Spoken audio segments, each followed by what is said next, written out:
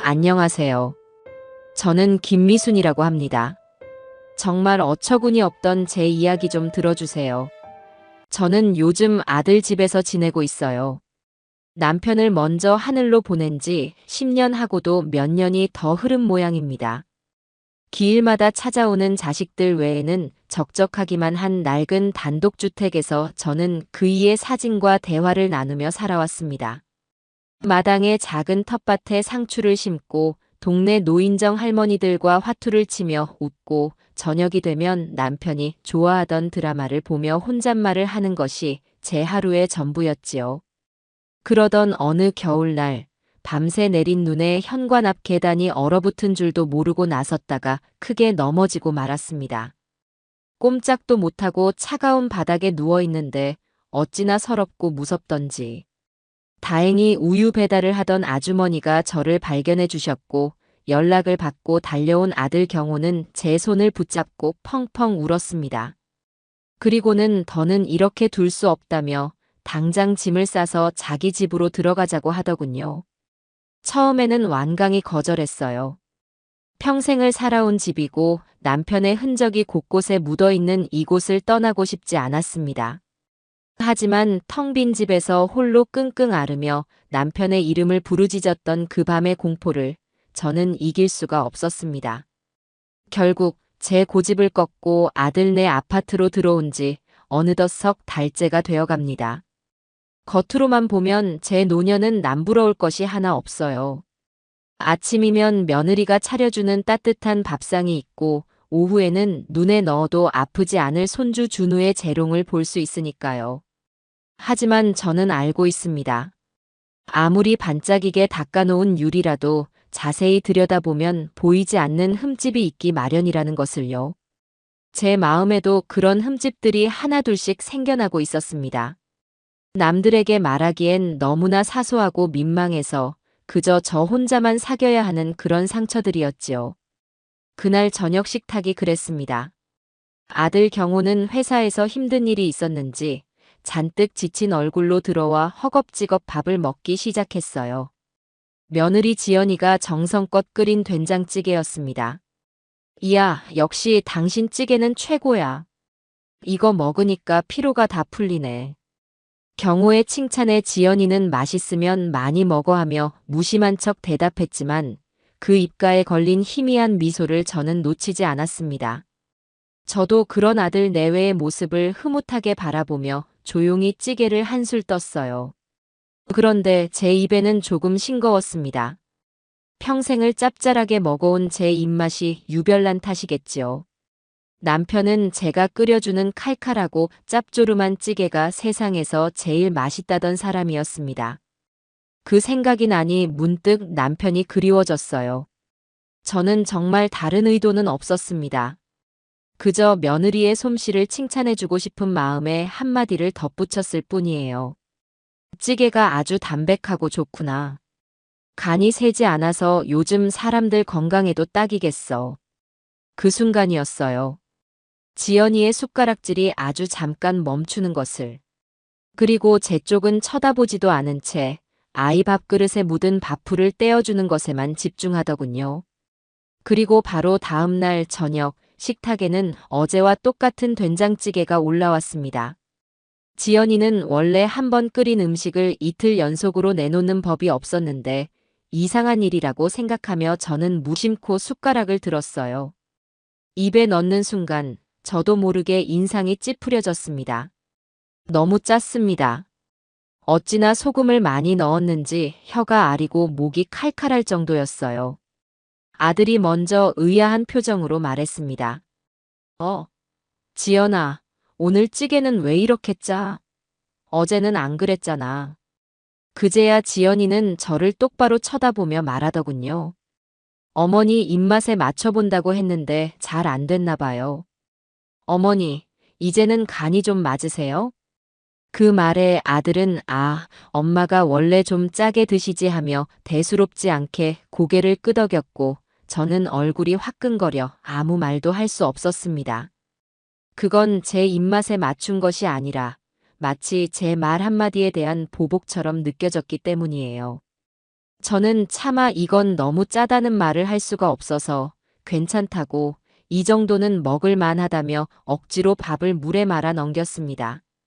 그날 밤 저는 짠 찌개 때문인지 아니면 다른 무엇 때문인지 밤새도록 찬물을 들이켜며 뒤척여야만 했습니다. 빨래 문제는 더했지요.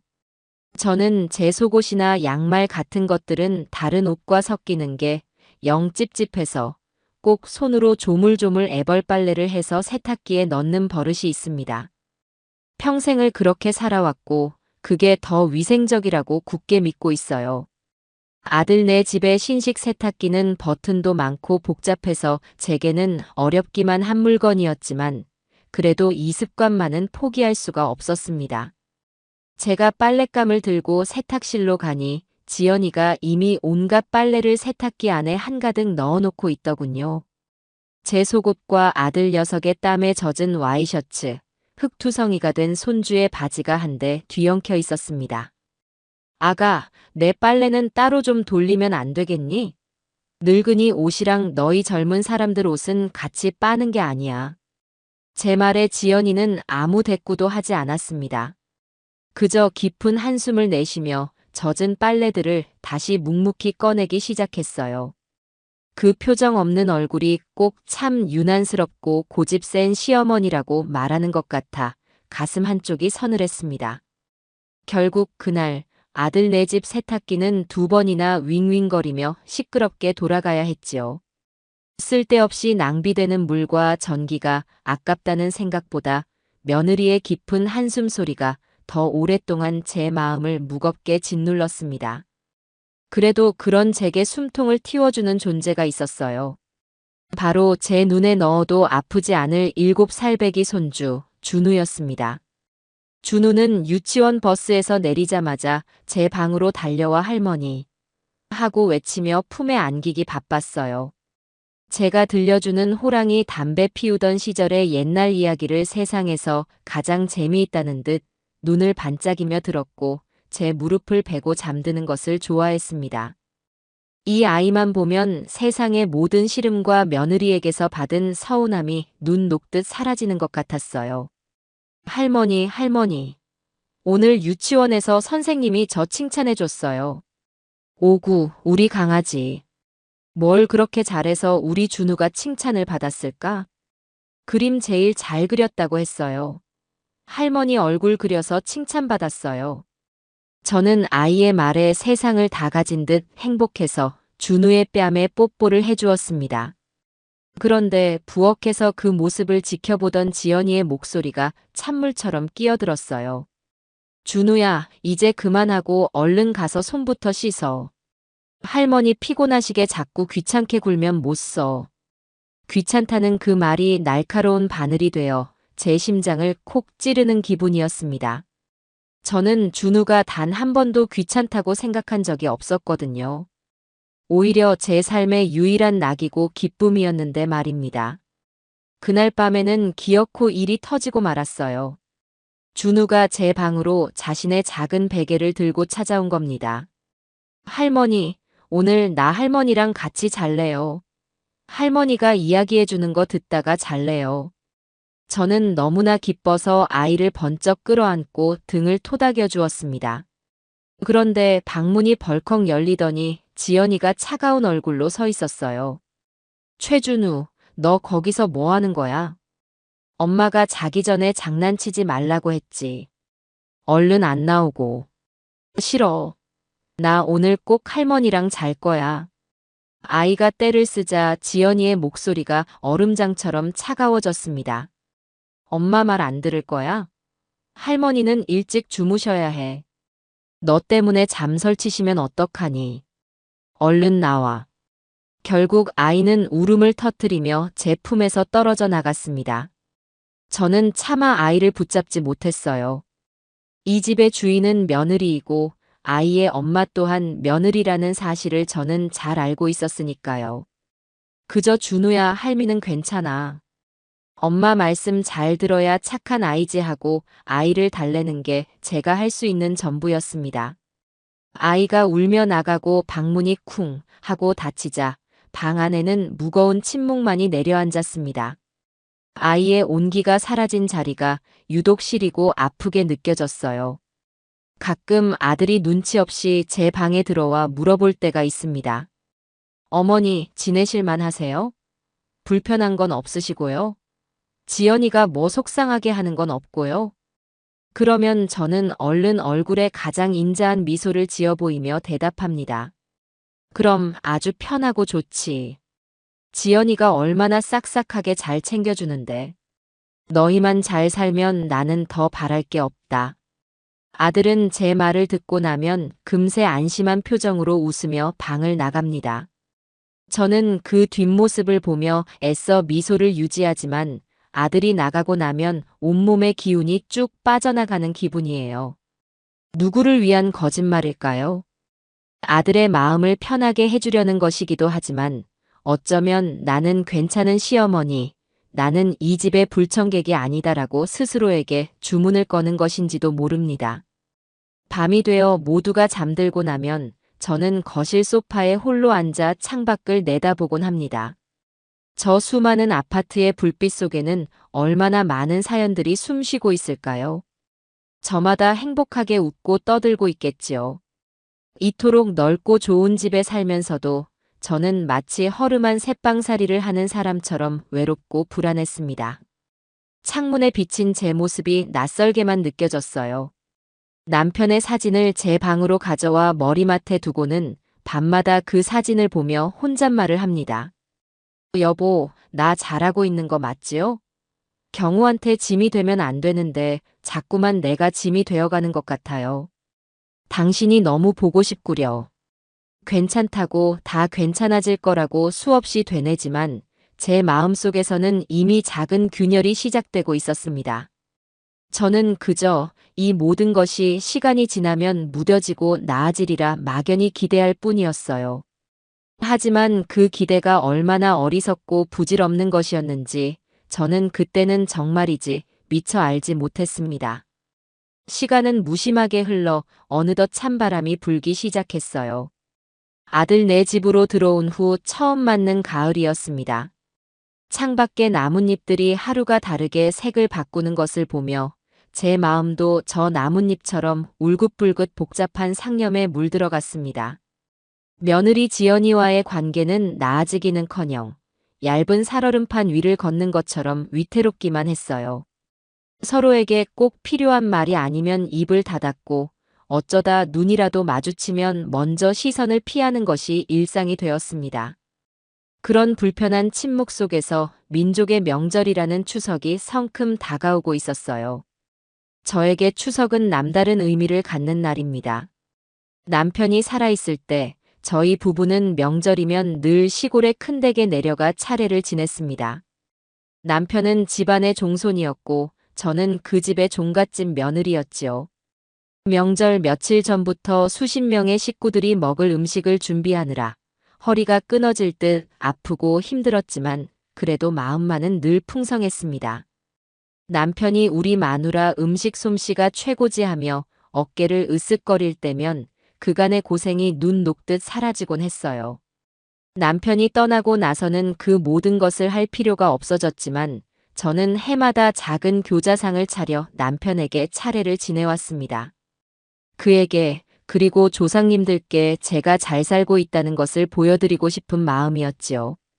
그래서 저는 며칠 전부터 마음이 들떠 있었습니다. 아들 내 집에서 맞는 첫 명절이니 이번에는 제 솜씨를 발휘해서 제대로 된 차례상을 차리고 싶었어요. 아들 경우가 좋아하는 동그랑땡, 손주 준우가 잘 먹는 잡채, 그리고 우리 지연이가 시집 와서 처음 맛보고는 눈이 동그래졌던 제가 직접 담근 식혜까지. 머릿속으로 상을 차리고 지우기를 반복하며 혼자 웃음 짓기도 했습니다. 저녁 식사를 마친 어느 날 저녁, 저는 과일을 깎고 있는 지연이에게 조심스럽게 말을 건넸습니다. 아가, 이제 곧 추석인데 장은 언제쯤 보는 게 좋겠니? 내가 필요한 것들 좀 적어봤는데. 제가 수첩을 내밀자 지연이는 과일을 깎던 손을 멈추고 저를 쳐다봤어요. 그 표정이 조금 이상하다고 생각했지만 저는 아랑곳하지 않고 말을 이었습니다. 모처럼 명절인데 우리 경호랑 준우 좋아하는 음식들로 내가 푸짐하게 한번 차려보마. 너는 힘들 테니 옆에서 거들기만 하면 돼. 제 말에 지연이는 한참이나 말이 없었습니다. 그 침묵이 얼마나 길게 느껴졌는지 몰라요. 한참 후에야 지연이는 과도를 내려놓고 입을 열었습니다. 어머니, 안 그래도 말씀드리려고 했어요. 이번 추석 음식은 전부 주문하려고요. 주문? 주문이라니 그게 무슨 말이냐? 인터넷으로 주문하면 전부터 나물, 갈비찜까지 전부 다 만들어서 집으로 배달해줘요. 맛도 좋고 그렇게 하면 저도 편하고 어머니도 힘드실 일 없잖아요. 저는 순간 제 귀를 의심했습니다. 차례상 음식을 사서 차리다니요. 그것도 종갓집 아들인 경훈의 집에서요. 아가, 그건 말도 안 되는 소리다. 어떻게 조상님들께 올리는 음식을 돈 주고 산단 말이냐? 정성이 없지 않니? 그리고 내가 다 해준다는데 왜 굳이? 어머니, 요즘은 다들 그렇게 해요. 시대가 변했어요. 그리고 저 명절이라고 회사 일 없는 거 아니에요. 연휴에도 계속 노트북 붙잡고 있어야 한다고요. 언제 장보고 음식할 시간이 있겠어요. 지연이의 목소리에는 단호함이 묻어 있었습니다. 더는 대화하고 싶지 않다는 듯 지연이는 자리에서 일어나 버렸어요. 저는 텅 빈 식탁에 홀로 남아 멍하니 앉아 있었습니다. 제 정성과 마음을 단칼에 거절당한 기분이었어요. 서운함을 넘어 야속한 마음까지 들었습니다. 그날 밤 저는 아들 방을 찾아갔습니다. 경호에게만은 이 상황을 이해시켜야 한다고 생각했어요. 경호야, 잠깐 얘기 좀 할까? 네, 어머니. 무슨 일 있으세요? 저는 낮에 있었던 일을 차근차근 설명했습니다. 제가 얼마나 기대를 했었는지, 그리고 며느리의 말이 얼마나 제게 상처가 되었는지를요. 제 말을 다 듣고 난 아들은 깊은 한숨을 내쉬었습니다. 엄마, 지연이도 자기 딴에는 엄마 힘들까봐 그런 걸 거야. 요즘 맞벌이 하는 사람들 다 그렇게 해. 엄마가 조금만 이해해주면 안 될까? 너는 그게 말이 된다고 생각하니? 네가 어떤 집안 아들인데. 아버지가 살아계셨어 봐. 종아리를 걷고 불호령을 내리셨을 게다. 아휴, 엄마. 아버지 계실 때랑 지금이랑 같아? 그리고 지연이 요즘 회사에서 정말 힘들어. 승진 문제도 걸려 있고. 그것 때문에 엄청 예민해져 있단 말이야. 이번 한 번만 그냥 넘어가줘, 응? 아들은 제 편을 들어주기는커녕 오히려 아내의 입장을 대변하고 있었습니다. 저는 더 이상 아들에게서 어떤 위로도 기대할 수 없다는 것을 깨달았어요. 결국 저는 아무 말도 못하고 방을 나올 수밖에 없었습니다. 제 아들이지만 이제는 지연이의 남편이라는 사실을 저는 뼈저리게 느껴야만 했습니다. 결국 추석 음식 준비는 제 뜻대로 되지 않았어요. 저는 며칠 동안 알아누웠습니다. 며느리와의 갈등, 아들에 대한 실망감이 한꺼번에 몰려와 몸져눕고 만 것이지요. 추석 전날이 되자 아침부터 스티로폼 상자들이 집으로 배달되기 시작했습니다. 지연이는 무표정한 얼굴로 상자를 뜯어 플라스틱 용기에 담긴 음식들을 그릇에 옮겨 담았어요. 기름 냄새 하나 나지 않는 명절 전날이라니 낯설고 서글펐습니다. 저는 제 방에 누워 그 모든 과정을 외면했어요. 하지만 이대로 있을 수만은 없었습니다. 남편에게 그리고 조상님들께 너무나 죄스러운 마음이 들었어요. 저는 아픈 몸을 이끌고 부엌으로 나갔습니다. 그리고 냉장고를 열어 제 돈으로 몰래 사다 놓은 재료들을 꺼내기 시작했어요. 딱 3가지만 하자고 마음먹었습니다. 남편이 좋아했던 육전, 그리고 우리 조상님들이 즐겨 드셨다는 동태전, 그리고 아이들이 좋아하는 깻잎전. 제가 부엌에 서자 지연이가 날카로운 눈으로 저를 쳐다봤습니다. 어머니, 지금 뭐 하시는 거예요? 몸도 안 좋으신 분이.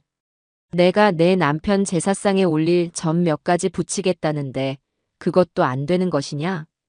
제 말에 지연이는 더 이상 아무 말도 하지 않았어요. 그저 자기가 옮겨 담던 음식들을 마저 그릇에 담을 뿐이었습니다. 저희 둘 사이에는 차가운 침묵만이 흘렀습니다. 달그락거리는 그릇 소리와 지글지글 전 부치는 소리가 어색하게 부엌을 채웠어요. 저는 허리를 펴지도 못하고 한참을 서서 전을 부쳤습니다.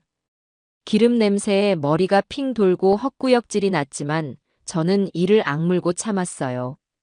이것은 며느리와의 자존심 싸움이자 제가 지켜야 할 마지막 도리라고 생각했습니다. 추석날 아침, 차례상은 볼썽사납게 차려졌습니다. 반은 지연이가 주문한 번지르르한 음식들이었고, 반은 제가 밤새 부쳐낸 모양 빠지는 전들이었지요. 경호는 이쪽 저쪽 눈치를 보느라 안절부절 못했고, 준우만이 우와, 맛있는 거 많다 하며 천진난만하게 웃을 뿐이었습니다. 차례를 지내는 내내 저는 고개를 들 수 없었어요. 조상님들께 너무나 부끄러웠습니다. 불초소생 며느리가 모자라 이런 누추한 상을 올립니다 하고 속으로 빌고 또 빌었습니다. 그렇게 불편한 명절이 지나가고 있었어요. 저녁이 되어 친척들이 모두 돌아가고 저희 세 식구만 남았습니다. 거실에 앉아 텔레비전을 보는데 준우가 제게 다가와 속삭였습니다. 할머니, 오늘 밤에 나 할머니랑 같이 자면 안 돼요? 지난번의 일이 떠올랐지만 저는 아이의 간절한 눈빛을 외면할 수 없었습니다. 그럴까 우리 강아지.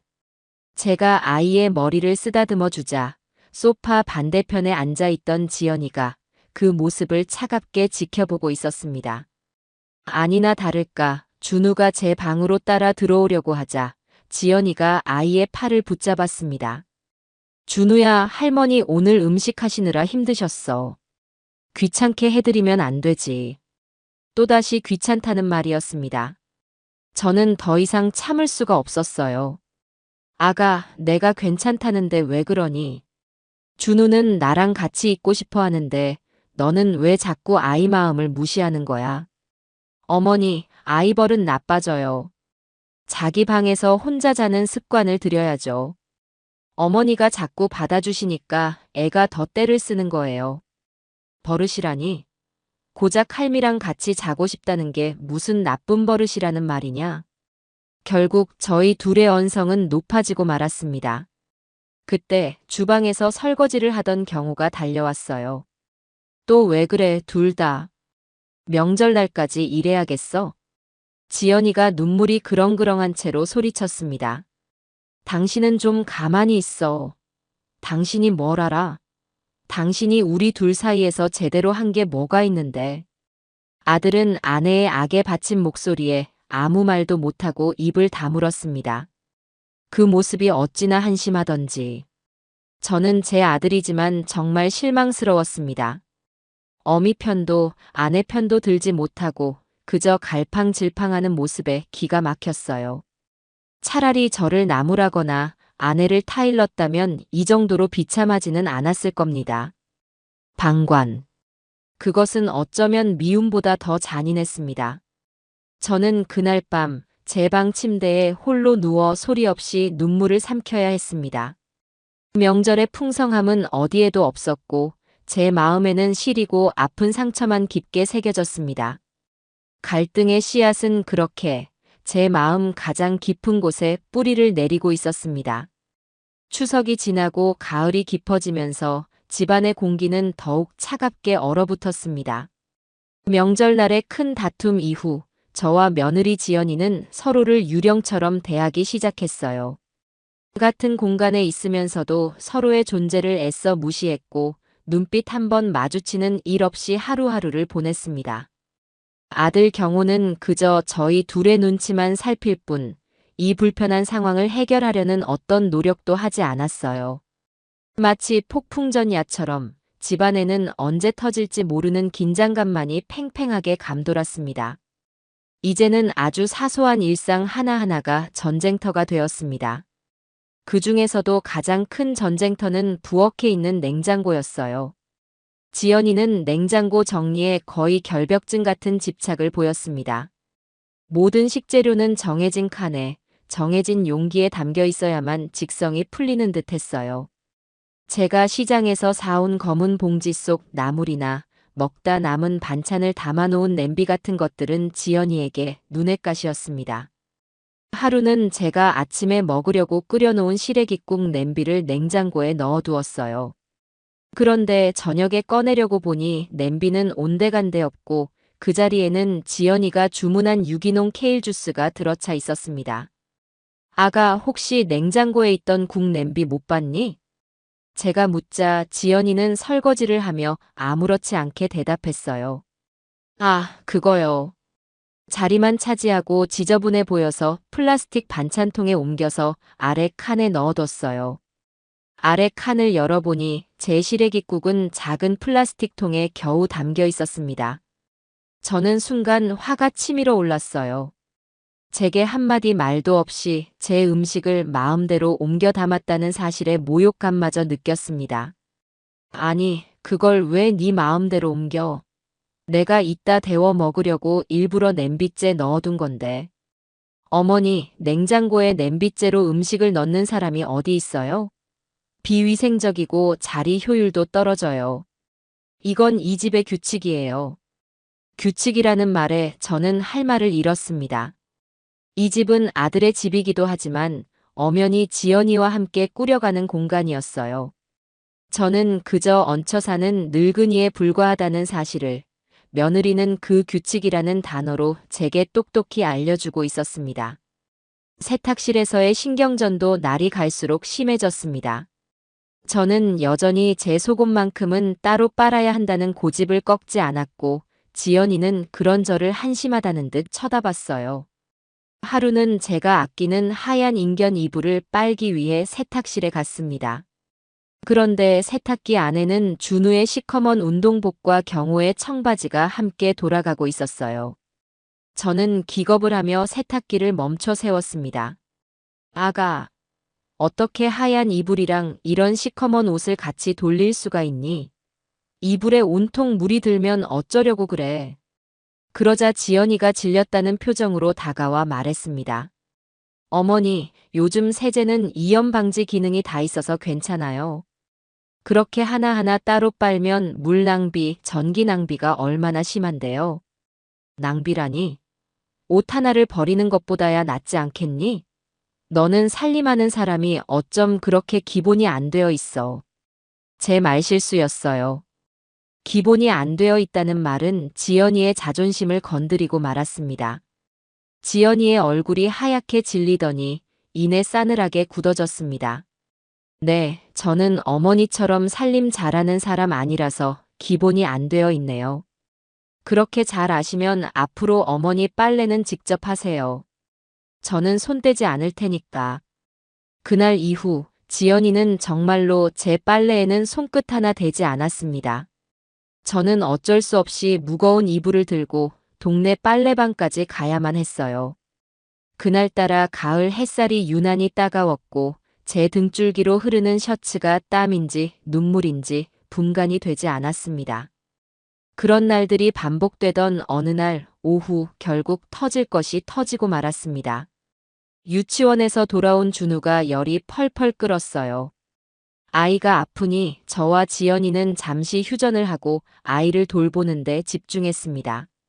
제가 물수건으로 아이의 몸을 닦아주고 있는데 지연이가 약을 들고 들어왔어요.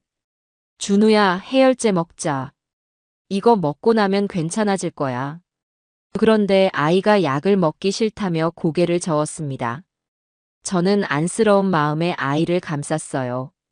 아이가 싫다는데 억지로 먹이지 마라. 열나는 건 몸에서 나쁜 균이랑 싸우고 있다는 증거인데 약으로 억지로 내리면 안 좋아. 어머니, 애가 지금 열이 40도 가까이 돼요. 이러다 큰일 나면 어쩌려고 그러세요. 이건 의사가 처방해준 약이에요. 의사 말이 다 맞는 게 아니야. 나 때는 약 없이도 다 잘만 컸어. 땀 푹 내고 나면 금방 낫는 걸 가지고 뭘 그리 유난이야. 그 순간 지연이가 들고 있던 약병을 바닥에 신경질적으로 내려놓았습니다. 그리고는 그동안 참아왔던 모든 것을 쏟아내듯 제게 소리쳤어요. 어머니는 왜 그렇게 옛날 방식만 고집하세요? 답답해요, 정말. 어머니 방식이 다 옳고 제 방식은 다 틀렸다고 생각하시는 거잖아요.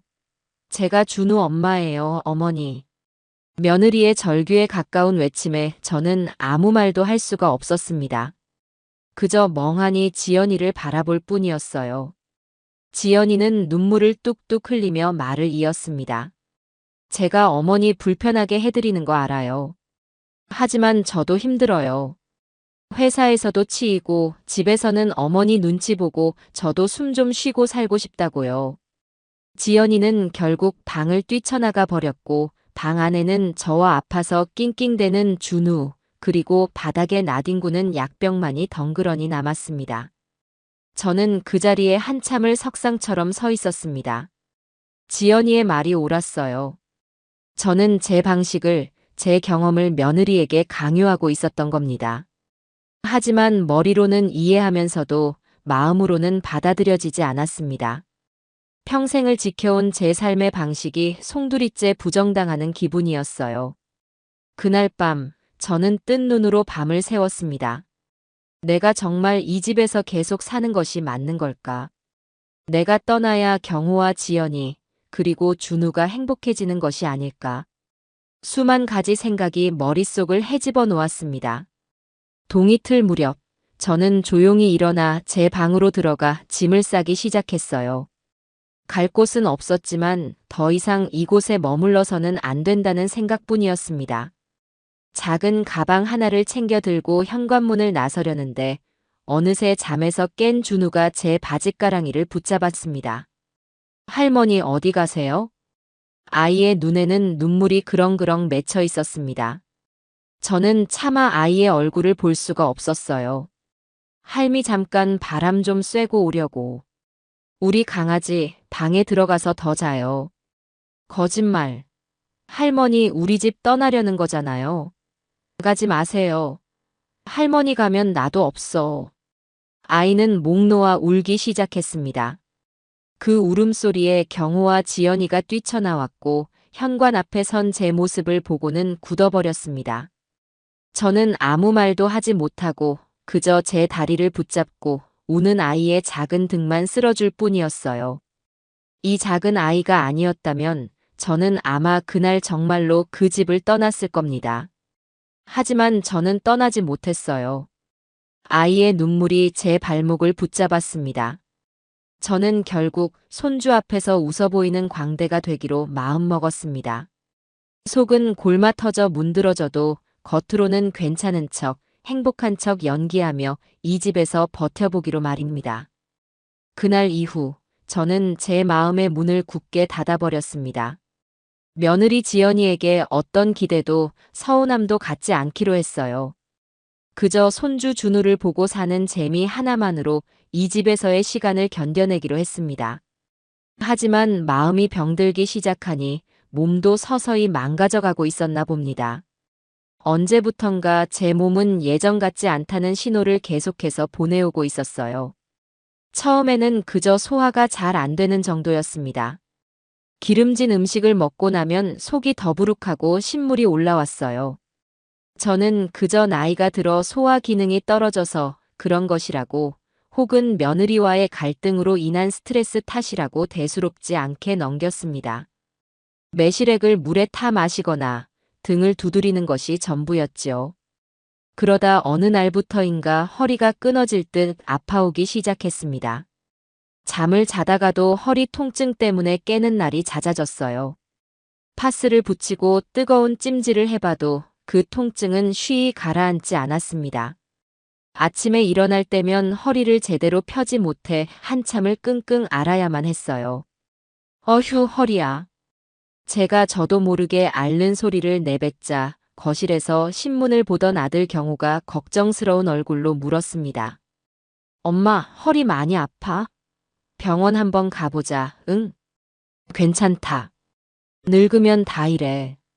뼈마디가 쑤시고 아픈 게 노인네들 일과다.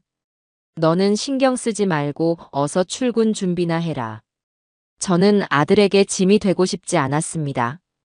병원에 가서 검사라도 받고 큰 병이라도 나오면 어쩌나 하는 두려움도 있었고요. 저는 그저 시간이 지나면 혹은 날씨가 풀리면 괜찮아질 거라고 막연하게 믿었습니다. 하지만 제 몸은 제 생각과 달랐습니다.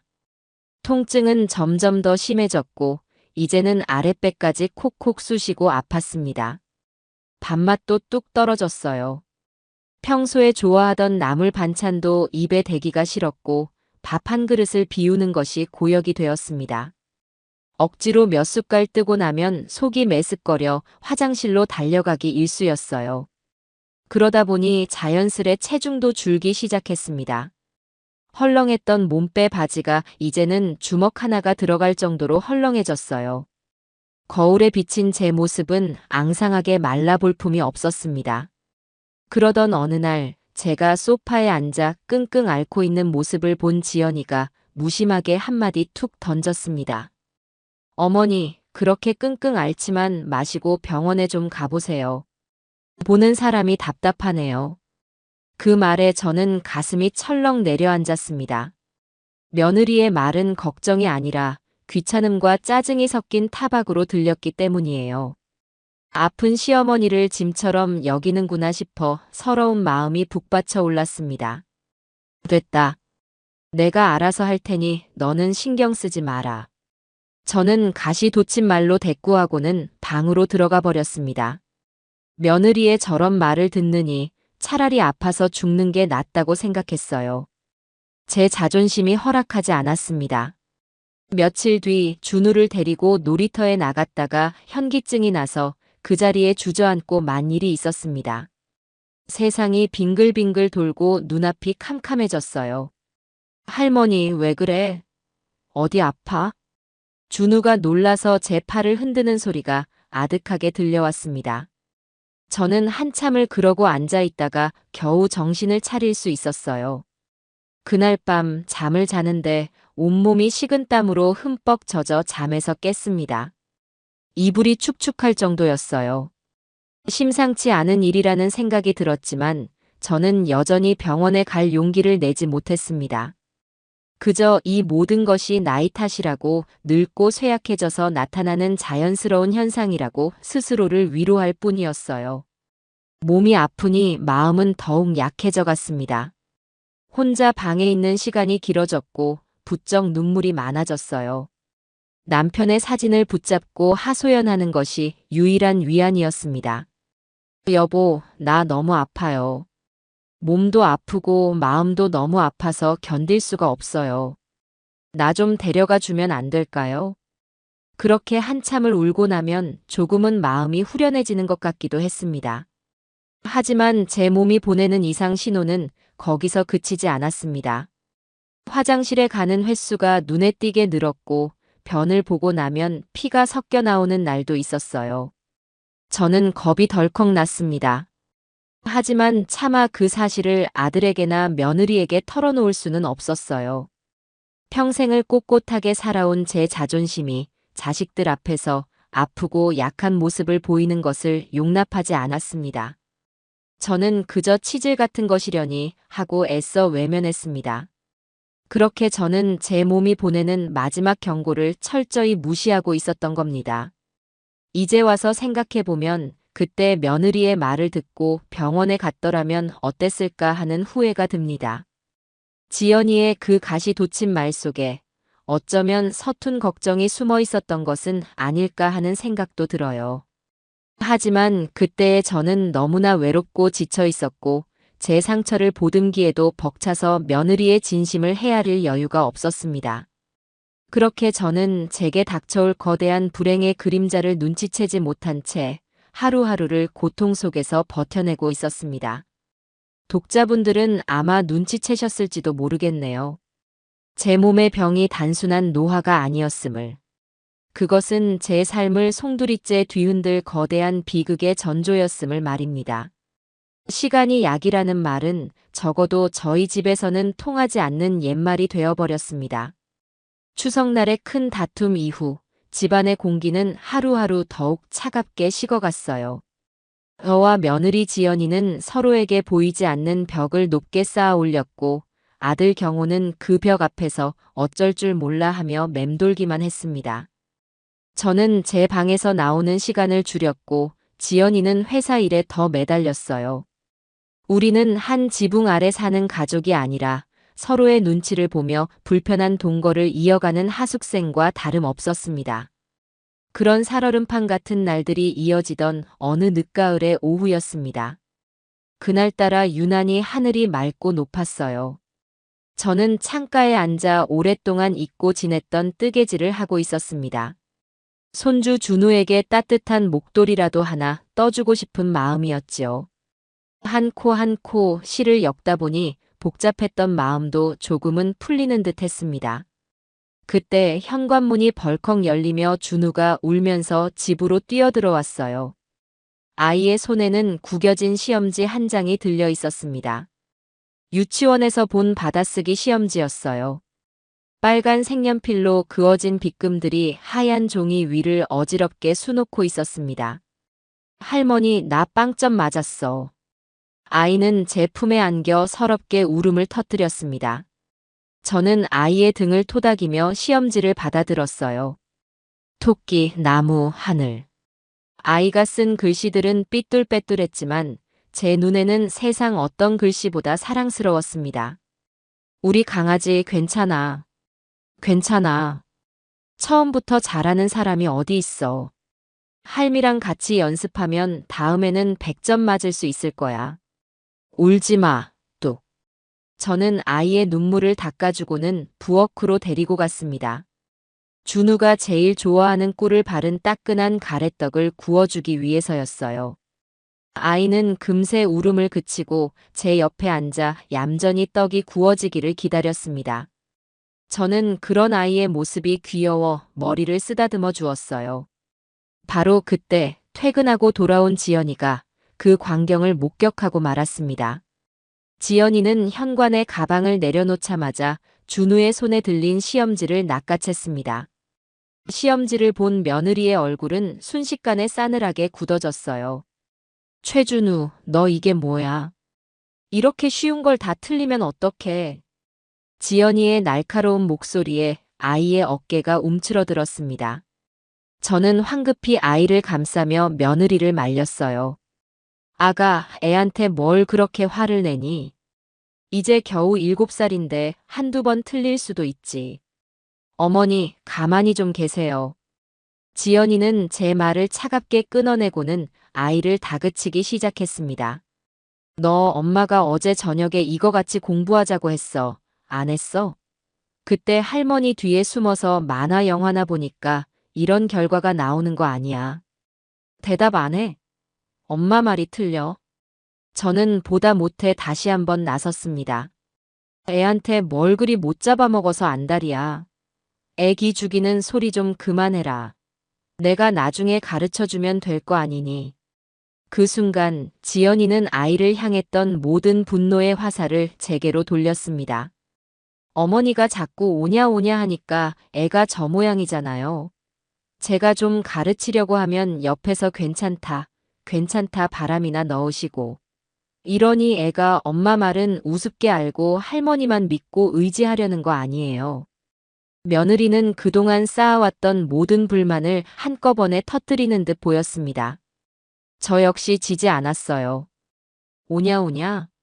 내가 내 손주 예뻐하는 게 그렇게 잘못됐다는 말이냐? 너는 애를 사랑으로 키우는 게 아니라 들들 볶아서 잡으려고만 하는구나. 그러니 애가 네 앞에만 서면 주눅이 들지. 사랑이요? 어머니, 지금 세상이 어떤 세상인 줄 아세요? 이렇게 물러터지게 키워서 이 험한 세상 어떻게 살아가라고요? 세상은 무슨? 애한테 가장 중요한 건 부모의 사랑과 믿음이야. 너처럼 닥달만 하는 건 교육이 아니야.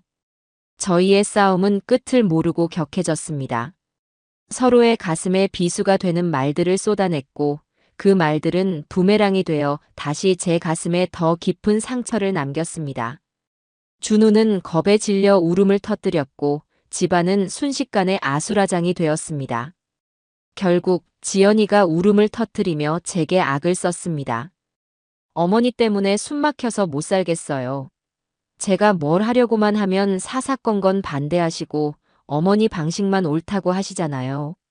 이 집에서 제 편은 아무도 없어요. 저 혼자만 나쁜 엄마, 나쁜 며느리예요. 며느리는 절규하듯 소리치고는 자기 방으로 뛰어들어가 문을 잠가버렸습니다. 저는 그 자리에 망연자실 서 있었어요. 숨 막혀서 못 살겠다. 제 편은 아무도 없다.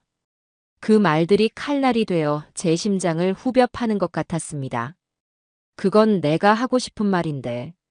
저 역시 이 집에서 숨이 막혔고 제 편은 아무도 없다고 느끼고 있었으니까요.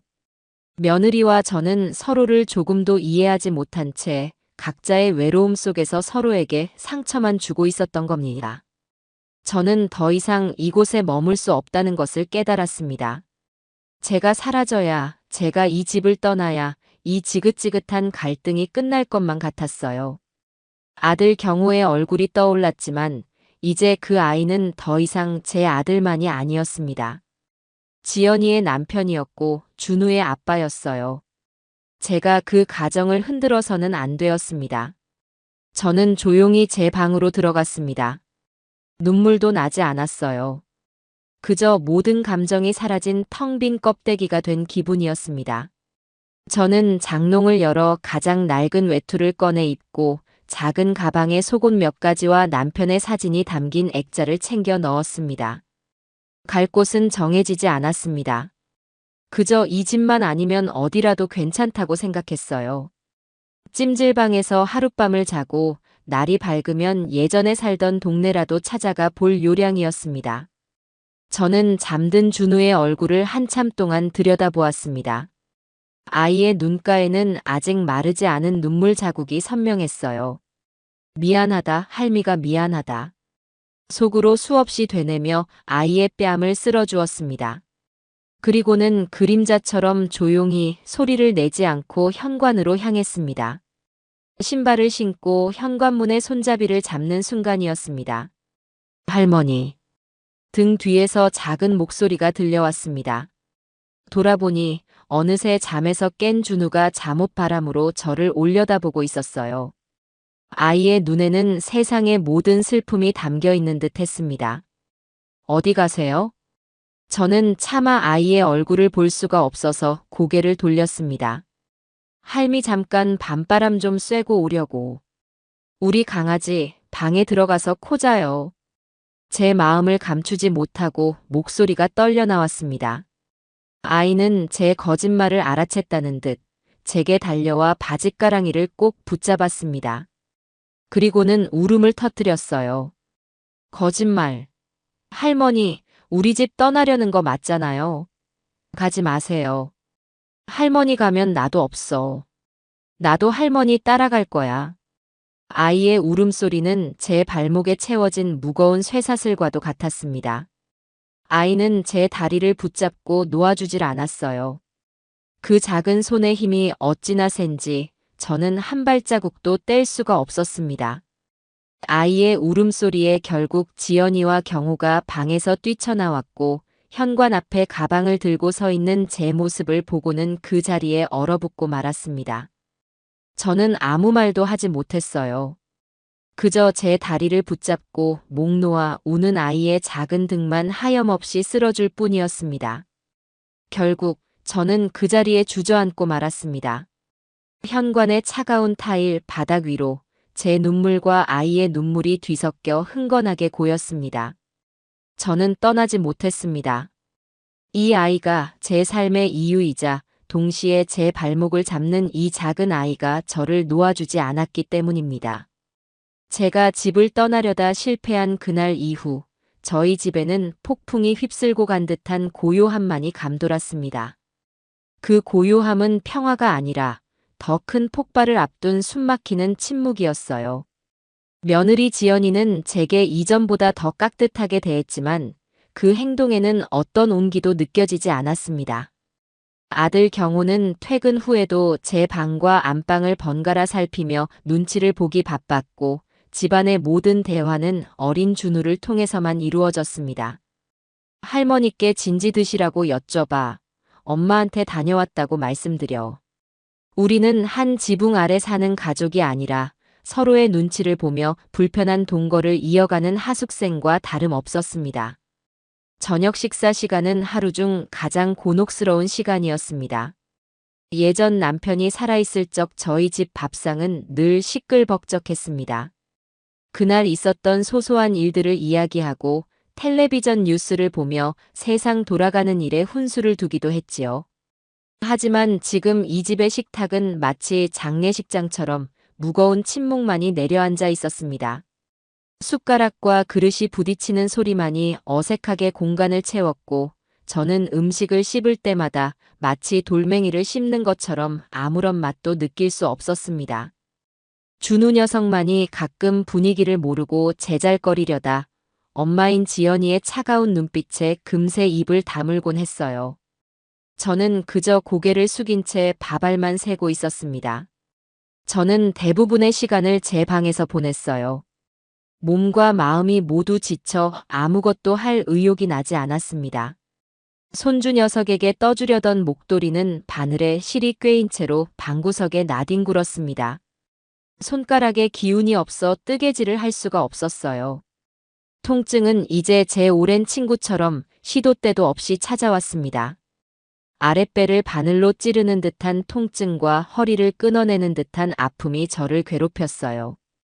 밥을 먹어도 소화가 되지 않았고 밤에는 식은땀을 흘리며 깨기 일쑤였습니다. 저는 그럴 때마다 남편의 사진을 붙잡고 소리 없이 하소연했습니다. 여보, 나 너무 아파요.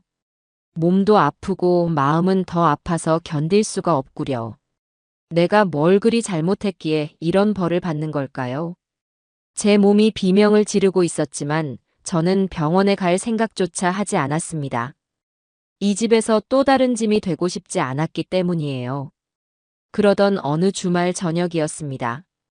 그날따라 유난히 몸이 무겁고 머리가 어지러웠어요. 저는 소파에 기대앉아 잠시 눈을 붙이고 있었습니다. 거실에서는 경호와 지연이가 텔레비전 채널을 두고 실랑이를 벌이고 있었어요. 경호는 스포츠 뉴스를 보고 싶어 했고 지연이는 새로 시작한 드라마를 봐야 한다고 했습니다. 아, 나 저 스포츠 뉴스 좀 보자. 오늘 우리나라 선수가 결승에 나갔단 말이야. 안 돼. 나 이 드라마 본방 봐야 한단 말이야. 당신은 나중에 재방송으로 봐. 아니, 오늘 중요한 경기 결과가 나온단 말이야. 잠깐만 보자, 응? 싫어. 맨날 당신만 보고 싶은 거 보잖아. 당신은 내 생각은 조금도 안 하지. 평소 같았으면 그냥 넘어갔을 부부 사이의 사소한 다툼이었지만 그날따라 두 사람의 목소리가 제 머릿속을 시끄럽게 울렸습니다. 저는 저도 모르게 신경질적인 목소리로 말하고 말았어요. 둘 다 그만 좀 해라. 머리가 울려서 못 듣겠다. 그냥 텔레비전 꺼버려. 제 말에 두 사람은 순간 입을 다물었습니다. 잠시 어색한 침묵이 흘렀고 지연이가 차가운 목소리로 말했어요. 어머니, 저희가 저희 집에서 텔레비전도 마음대로 못 봐요? 그런 뜻이 아니잖니. 내가 머리가 아프다고. 그러게 아프시면 병원에 가보시라니까 왜 고집을 부리세요? 옆에서 보는 사람도 답답하게. 며느리의 가시 돋친 말에 눌러왔던 감정이 다시 한번 폭발했습니다. 답답해? 내가 아파서 끙끙 앓는 게 그렇게 보기 싫고 답답하더냐? 네, 답답해요. 솔직히 힘들어요. 지연이도 더는 참지 않겠다는 듯 소리를 높였습니다. 그 순간이었어요. 제 눈앞이 갑자기 노랗게 변하면서 세상이 빙글빙글 돌기 시작했습니다. 귀에서는 이명이 윙윙거렸고 며느리와 아들의 얼굴이 여러 개로 겹쳐 보이다가 흐릿하게 번져나갔습니다. 숨이 턱 막히고 심장이 바닥으로 곤두박질 치는 기분이었습니다. 저는 어하는 짧은 소리와 함께 소파 아래로 쓰러져 내렸습니다. 희미해져가는 의식 속에서 저는 하얗게 질린 채 저를 내려다보는 며느리의 놀란 얼굴을 보았습니다. 그리고 모든 것이 암흑 속으로 사라졌어요. 사이렌 소리가 아득하게 들려왔습니다. 제 몸이 흔들리는 느낌과 함께 누군가 제 이름을 다급하게 부르는 소리가 들렸어요. 눈을 떠보려 했지만 눈꺼풀이 천근만근 무거워 움직여지지 않았습니다. 어머니, 엄마, 경호의 목소리였습니다. 그리고 지연이의 목소리도 들렸어요. 혈압이 너무 낮아요. 빨리요. 구급차 아닌 모양이었습니다. 저는 다시 깊은 어둠 속으로 빠져들었습니다. 다시 눈을 떴을 때 저는 또다시 병원의 차가운 침대 위에 누워 있었습니다. 모든 것이 데자비처럼 느껴졌어요. 하얀 천장, 소독약 냄새, 그리고 제 팔에 꽂힌 링거 주사까지. 저는 잠시 여기가 어디인지, 지금이 언제인지 분간할 수 없었습니다. 흐릿한 시야 속으로 아들 경호의 얼굴이 들어왔어요. 엄마, 엄마, 정신이 들어. 경호의 목소리를 듣고 나서야 저는 제가 응급실에 실려왔다는 것을 알 수 있었습니다. 기운이 없어 아무 말도 할 수 없었어요. 그저 눈만 깜빡이며 아들의 얼굴을 바라보았습니다. 그때 병실 문 밖에서 경호와 지연이가 다투는 소리가 들려왔습니다. 저도 모르게 그 소리에 귀를 기울였어요. 너 때문이야. 너가 엄마한테 또 무슨 못된 소리를 한 거야? 내가 뭘? 당신은 옆에서 보고만 있었잖아. 당신이야말로 아들이면서 엄마 아픈 거 한번 제대로 들여다본 적 있어? 뭐? 너 지금 나한테 책임을 떠넘기는 거야? 평소에 엄마한테 스트레스 준 사람이 누군데? 스트레스? 나만 드렸어? 당신은 안 드렸어? 당신이 중간에서 역할만 제대로 했어도 이 지경까지는 안 왔어. 이게 정말. 두 사람의 싸움은 끝날 줄을 몰랐습니다.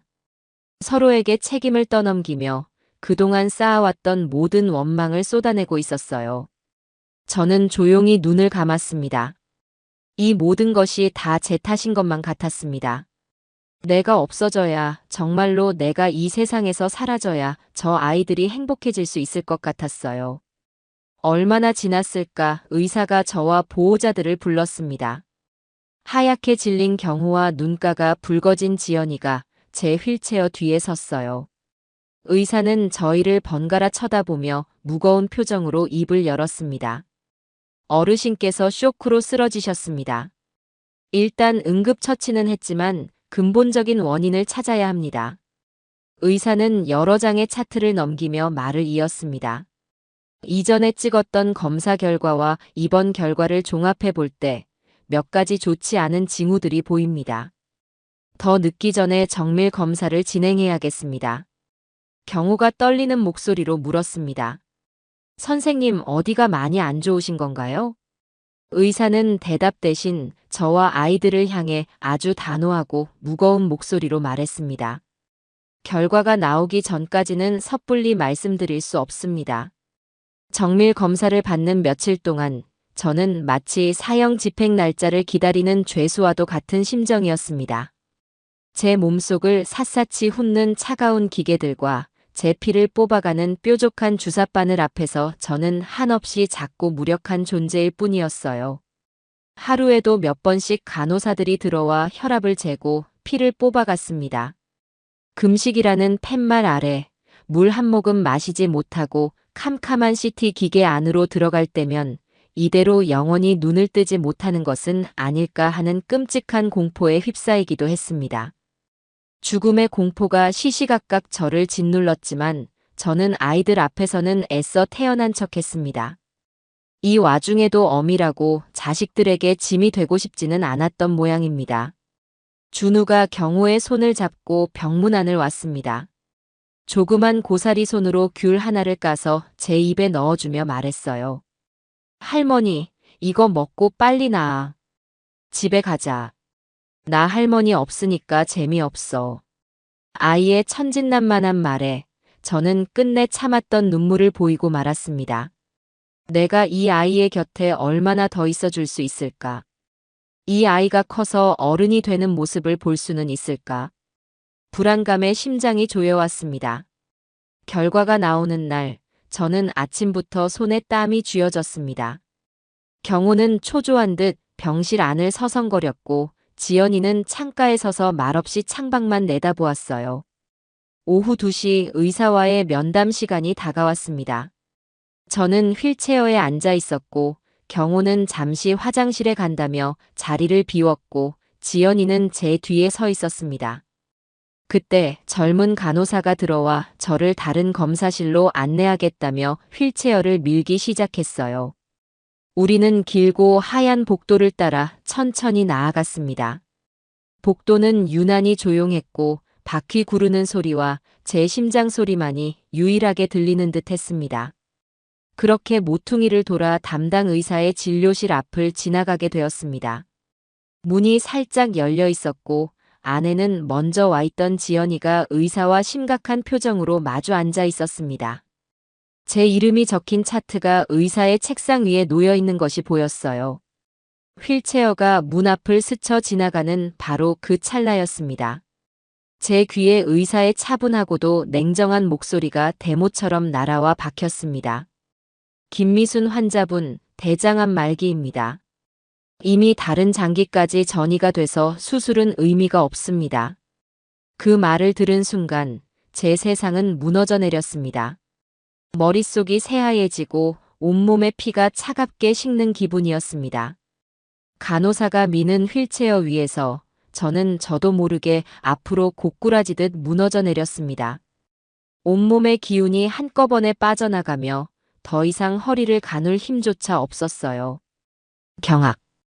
그것은 경악이라는 단어만으로는 표현할 수 없는 영혼이 산산조각 나는 듯한 충격이었습니다.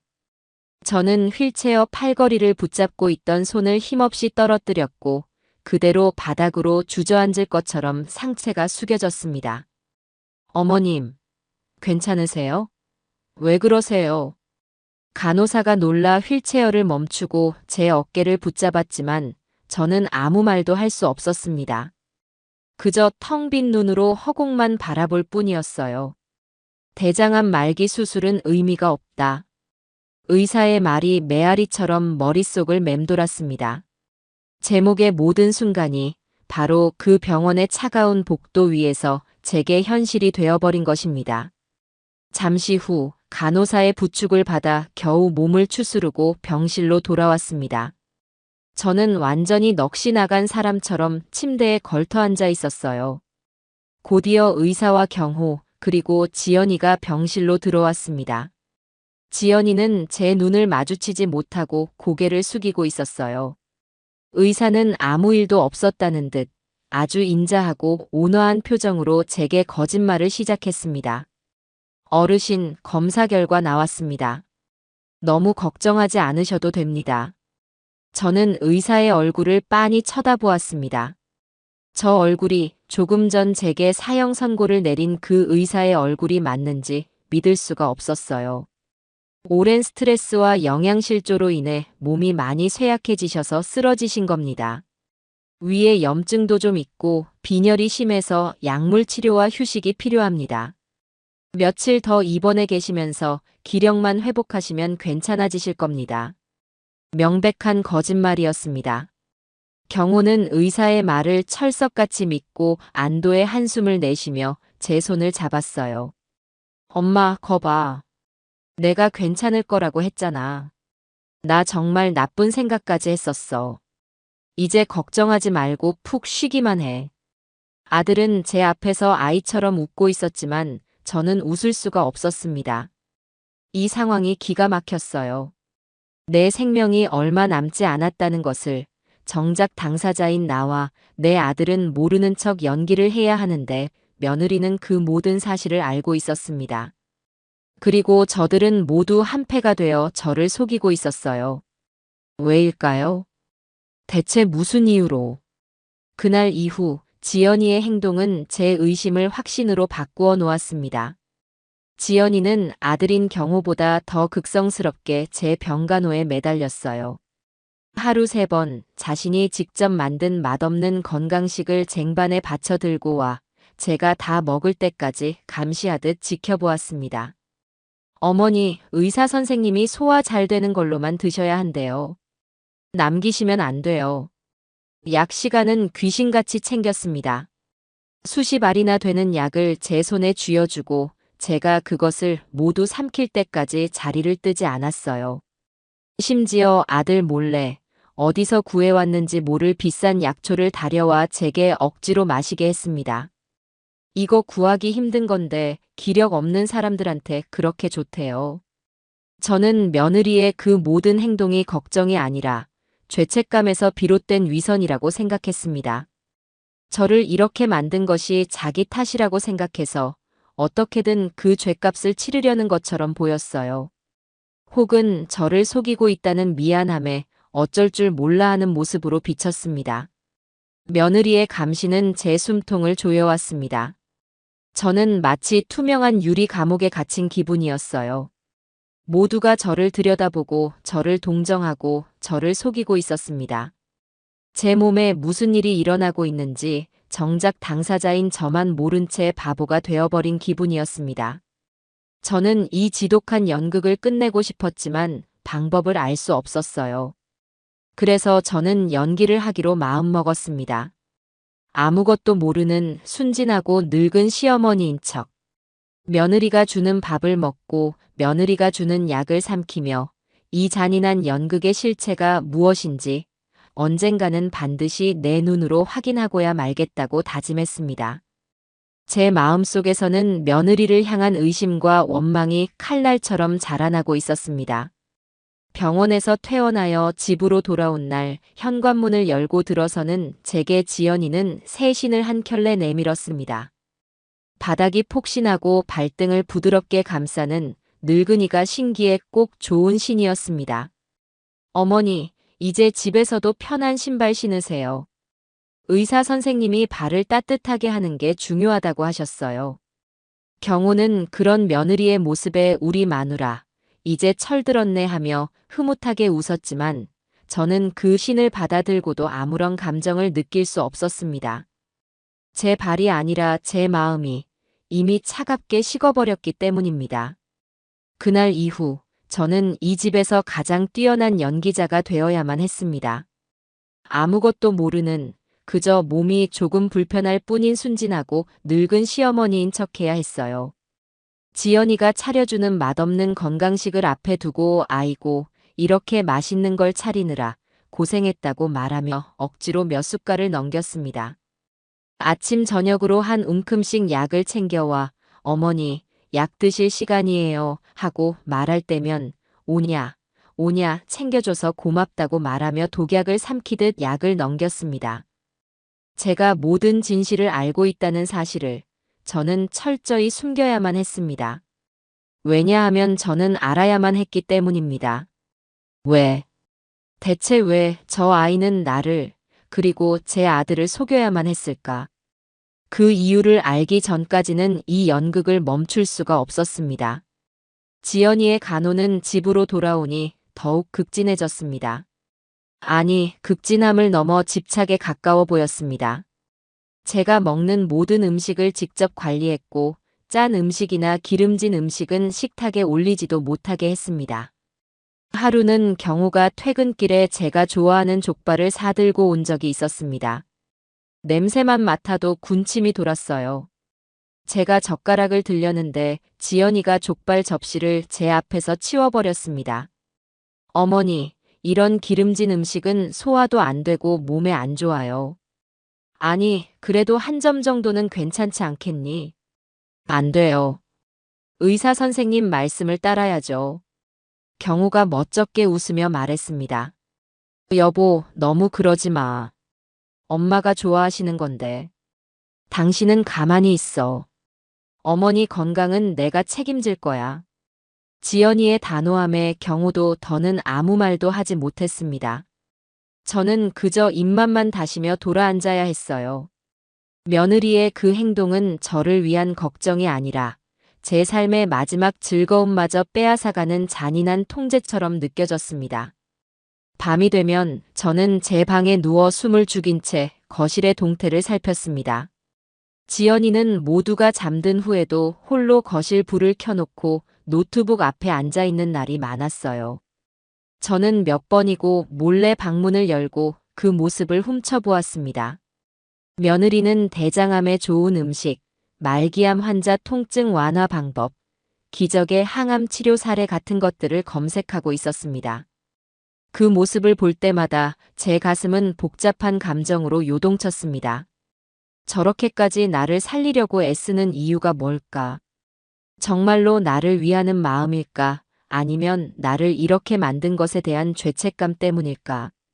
저는 그 답을 알 수가 없었습니다. 저는 며느리의 진심을 확인할 단서를 찾아야만 했습니다. 그 단서는 틀림없이 지연이의 가장 사적인 공간, 바로 저 부부의 안방에 있을 것이라고 생각했어요.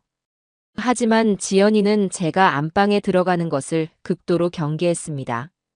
제가 청소라도 해주려고 하면 어머니, 제가 할게요.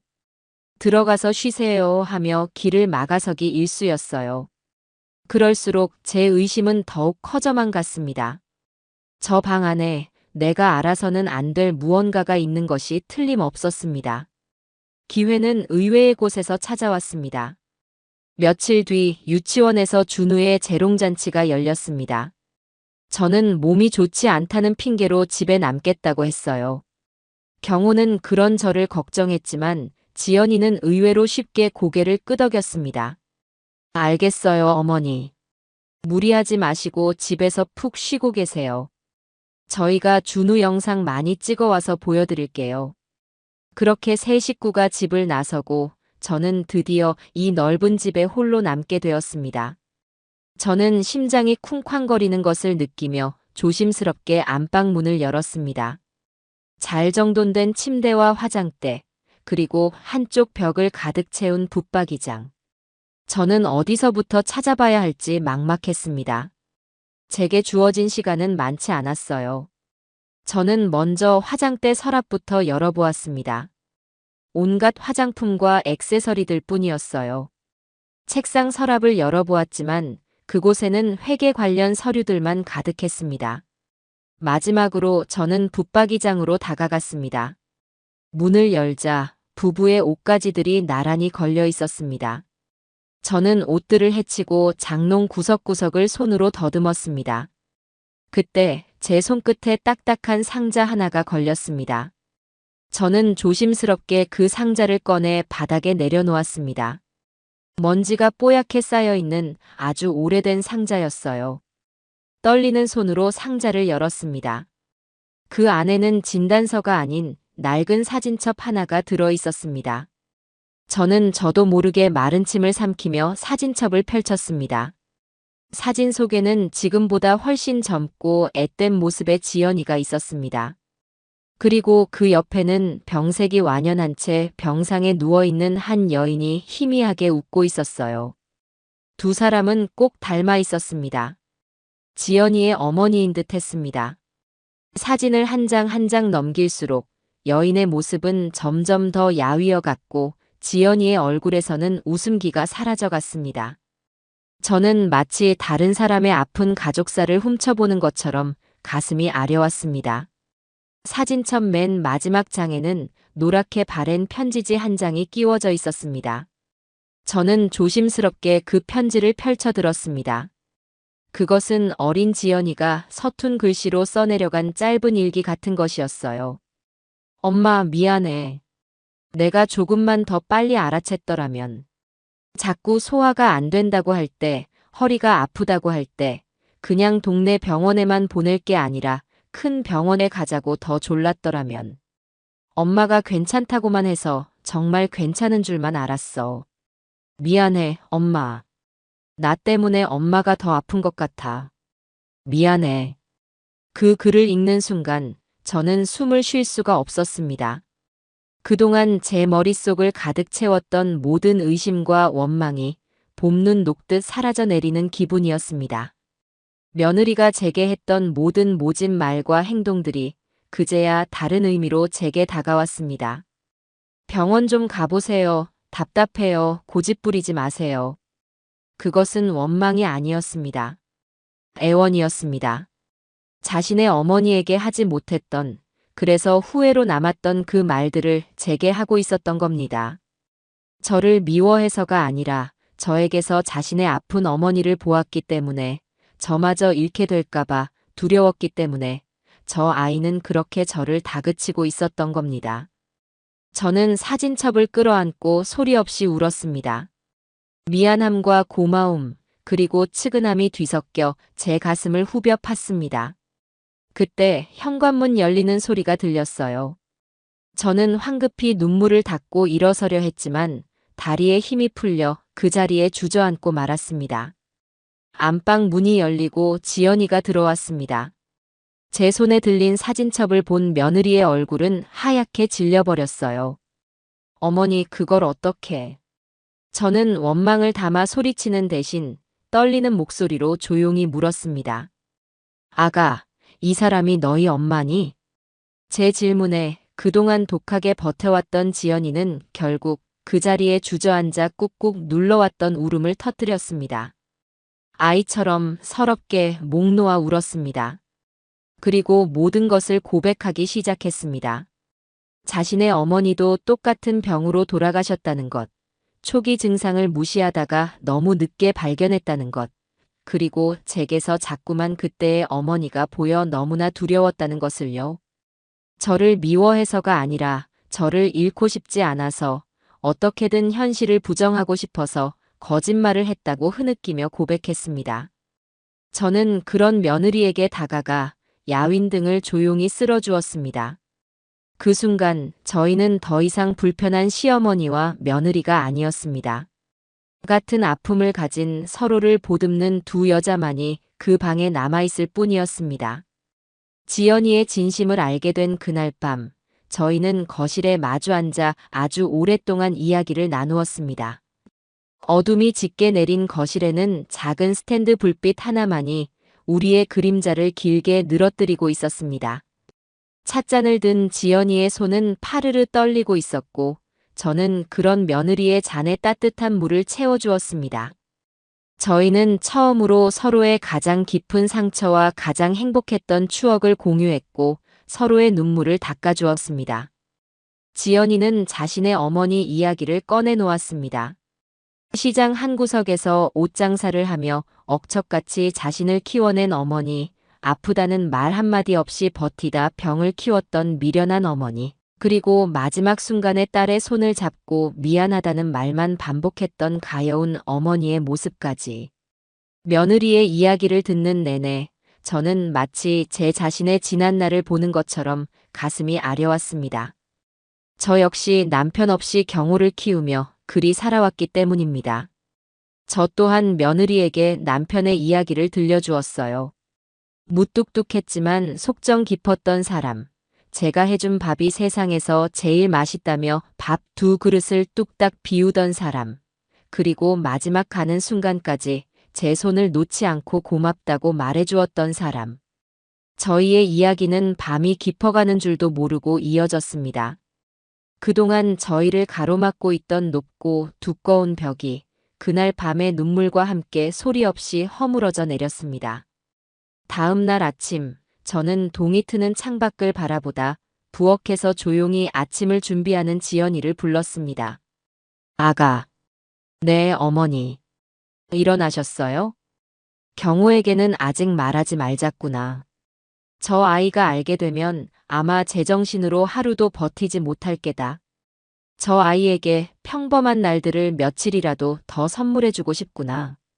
제 말에 지연이는 눈물을 머금고 조용히 고개를 끄덕였습니다. 그렇게 저와 며느리는 세상에서 가장 슬프고도 단단한 동맹을 맺었습니다. 이제 지연이의 간호는 더 이상 감시나 위선이 아니었습니다. 두 사람만이 아는 비밀 속에서 저희는 서로의 눈빛으로 위로를 주고받으며 진짜 고부, 아니 진짜 모녀가 되어갔습니다. 예전에는 그렇게 짜고 싱겁던 며느리의 음식들이 이제는 세상 어떤 음식보다 제 입에 꼭 맞았습니다.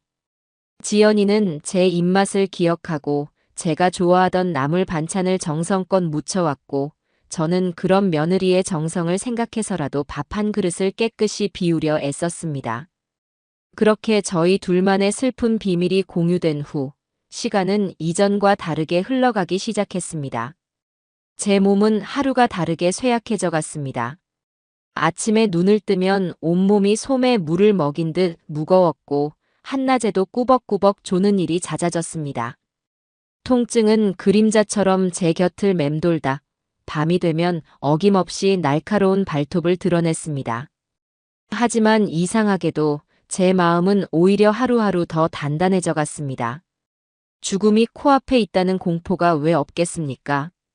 하지만 그보다 더 큰 평온함이 제 마음을 채우고 있었습니다.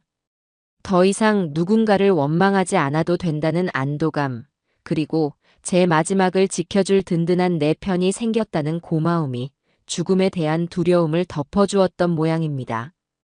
이제 제게 남은 과제는 단 하나, 이별을 잘 준비하는 것 뿐이었습니다. 그러던 어느 날 오후 따스한 가을 햇살이 방 안을 가득 채우고 있었습니다. 저는 침대에 기대 앉아 제 평생의 세월이 담긴 낡은 반짓고리 상자를 열었습니다. 그 안쪽 깊숙한 곳에서 손때 묻은 작은 수첩 하나를 꺼내 들었습니다. 남편이 살아있을 적 가계부로 쓰던 낡은 수첩이었지요. 저는 수첩을 품에 안고 제 곁에서 조용히 책을 읽고 있던 지연이를 불렀습니다. 아가. 네, 어머니.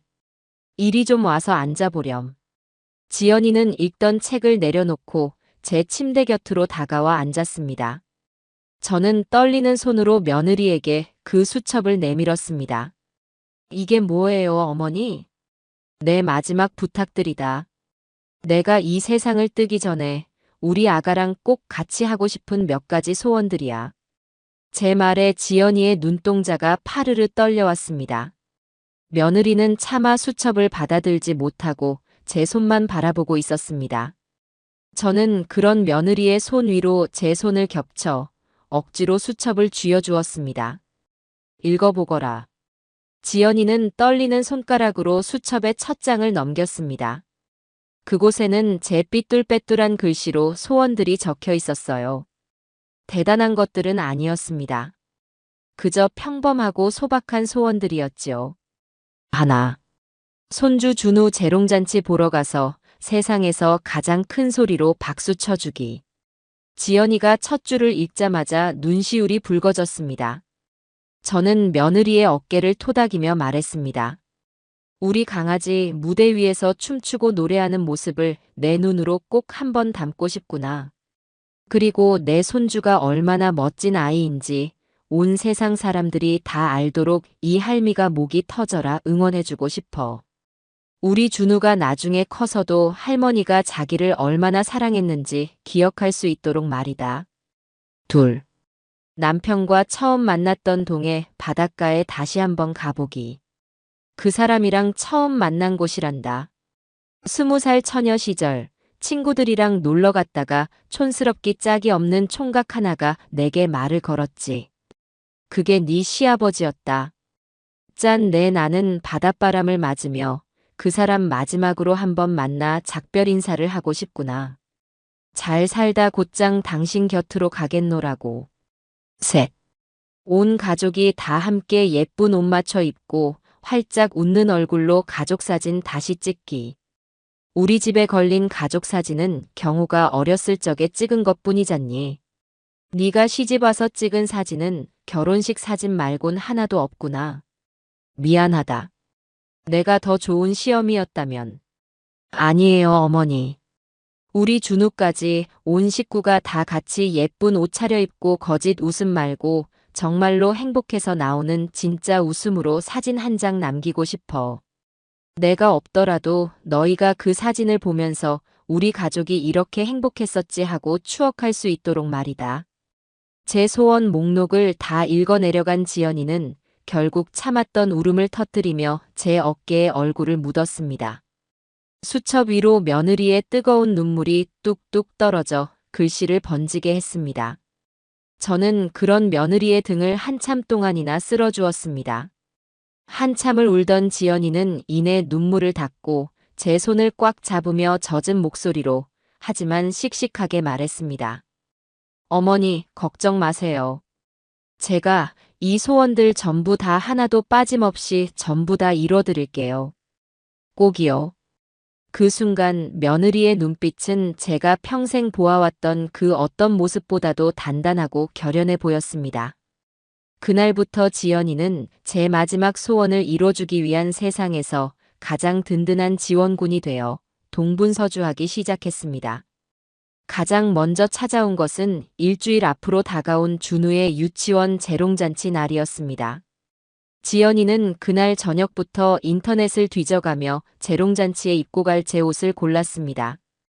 어머니, 그래도 우리 준욱이 살려주려면 할머니가 제일 고우셔야죠. 제가 한복 한 벌 맞춰드릴게요. 아니다. 장롱에 있는 헌 한복도 아직 곱다. 안 돼요. 제가 꼭 해드리고 싶어서 그래요. 며칠 뒤 지연이는 고운 비취색 저고리와 연한 아이보리색 치마로 된 한복을 한 벌 맞춰왔습니다. 제가 평생 받아본 선물 중에 가장 곱고 값진 옷이었습니다. 재롱잔치 당일, 저는 새벽부터 눈이 떠졌습니다.